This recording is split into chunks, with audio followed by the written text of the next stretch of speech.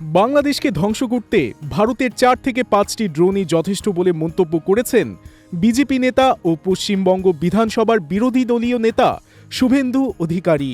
রবিবার সাংবাদিকদের সঙ্গে আলাপকালে এই মন্তব্য করে ব্যাপক আলোচনার জন্ম দিয়েছেন তিনি। শুভেন্দু দাবি করেন, বাংলাদেশের মতো একটি দেশকে ধ্বংস করতে ভারতের মাত্র 4 থেকে 5টি ড্রোনই যথেষ্ট। কলকাতার ফোর্ট উইলিয়াম থেকে এমন ড্রোন পাঠালেই বাংলাদেশের সামরিক ক্ষমতা ধ্বংস হয়ে যাবে। তিনি বলেন, বাংলাদেশ যুদ্ধের খেলা খেলতে চাইছে, কিন্তু তাদের ভারতের সামরিক ক্ষমতা সম্পর্কে কোনো ধারণা নেই। ভারত অত্যন্ত দায়িত্বশীল একটি দেশ, দুর্বল দেশকে আক্রমণ করে না, তবে পিপিলিকার ডানা গজায় মরিবার তরে। বাংলাদেশের এই নাবালক অর্বাচীনগুলো ভারতের সামরিক শক্তি সম্পর্কে ওয়াকিবহাল নয়। ওরা জানে না আমাদের বিএসএফ বা সেনা পাঠানোর দরকার হবে না। ওরা জানে না ভারত এখন ড্রোনে কত উন্নত। যদি ভারতের ধৈর্যের বাঁধ ভাঙে, তাহলে গোটা 5 ড্রোন পাঠিয়ে দিলেই ওদের কাজ শেষ হয়ে যাবে।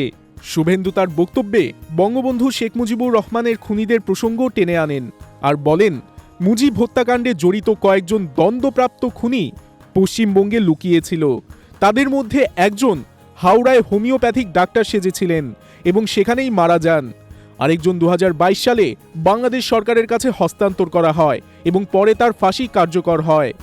শুভেন্দু অধিকারীর এই মন্তব্যে দুই দেশের রাজনৈতিক অঙ্গন সহ সাধারণ মানুষের মধ্যে মিশ্র প্রতিক্রিয়া সৃষ্টি হয়েছে। শুভেন্দু অধিকারীর এমন মন্তব্য দুই দেশের কূটনৈতিক সম্পর্কে প্রভাব ফেলতে পারে বলে মনে করছেন বিশেষজ্ঞরা। ভারতের বিভিন্ন মহল থেকেও এই ধরনের উস্কানিমূলক বক্তব্যের সমালোচনা করা হচ্ছে।